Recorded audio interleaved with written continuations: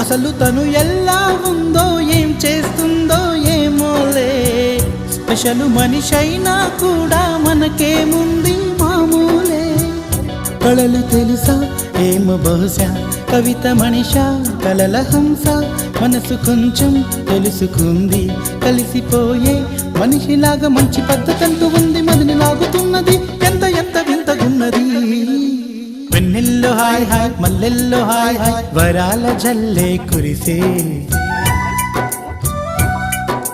తప్పెట్లు హాయ్ హాయ్ ట్రంపెట్లు హాయ్ హాయ్, ఇవాళ్ళ మనసే మురిసే. మే నెలలో ఎండ హాయ్, ఆగస్టు వాన హాయ్, జనవరిలో మంచు హాయ్, హాయ్ రామా హాయ్. హాయ్ గుంటె చాలు నండి వెయ్యి మాటలెందుకండి, వెన్నెల్లో హాయ్ హాయ్ మల్లెల్లో హాయ్ హాయ్, వరాల జల్లె కురిసే. తప్పెట్లు హాయ్ హాయ్ ట్రంపెట్లు హాయ్ హాయ్, ఇవాళ మనసు. ఒక 2 టేబుల్ స్పూన్స్ ధనియాల పౌడర్ అండి. ఇది పచ్చివాసన పోయేందుకు చక్కగా కలుపుకున్నాము. ఇప్పుడు కారం ఒక 1 టేబుల్ స్పూన్, ఒక 1.5 2 వేస్తున్నాను.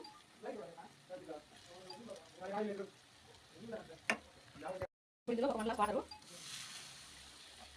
ఈ వాటర్ కూడా చక్కగా ఇలా మగ్గిద్దాం. వాటర్ ఎక్కువ ఉన్నప్పుడు టేస్ట్ బాగుండదు. ఇలా 1 గ్లాస్ వాటర్ సరిపోతుంది. మీ దగ్గర మామిడికాయ అవైలబుల్గా ఉన్నా కూడా మామిడికాయ కూడా వేసుకోవచ్చండి. మామిడికాయ వేసుకుంటే టేస్ట్ అనేది చాలా బాగుంటుంది. ఒక మీడియం సైజ్ మామిడికాయ ఒక కిందకి ఒక 3-4 ముక్కలు వేసుకోవచ్చు. టేస్ట్ అనేది చాలా బాగుంటుంది. నా దగ్గర ఇక్కడ మామిడికాయ అవైలబుల్ లేదు, సో నేను ఇలానే చేస్తున్నాను. ఇప్పుడు ఇది ఇలాగా అయిపోయాక ప్రాసెస్ చూద్దాం. ఇలా మొదలు పెట్టుకుందాం. పులుసు ఇలా తెలియక ఇందులో ఈ పకోడా వేసుకున్నాం. ఇదంతా కూడా ఈ విధంగా స్ప్రెడ్ చేసుకుని ఇది స్టవ్ అనేది మీడియం ఫ్లేమ్లోనే ఉంచుకొని చక్కగా కుక్ చేసుకున్నాము. ఇలా ఇప్పుడు మూత పెట్టేద్దామండి. ఇలా ధనియాలు మిరియాలు సోంపు ఇలా దంచుకున్నామండి. ఇది చక్కగా మెత్తగా పౌడర్ లాగా చేసుకొని ఈ వెల్లుల్లి కూడా ఇందులో దంచుకోవాలి. ఇప్పుడు ఇదైతే చక్కగా పౌడర్ లాగా దంచుకున్నాం. ఇలా దంచుకొని చేసుకుంటే టేస్ట్ అనేది చాలా బాగుంటుంది. ఇదైతే కుక్ అయింది. ఇప్పుడు ఇలా 5 మినిట్స్ కుక్ అయిన తర్వాత ఇందులోకి ముందు దంచి పెట్టుకున్న మసాలా పౌడర్ యాడ్ చేద్దాం. ధనియాలు జీలకర్ర అలాగే వెల్లుల్లి వస్తుంది అల్లం ముక్క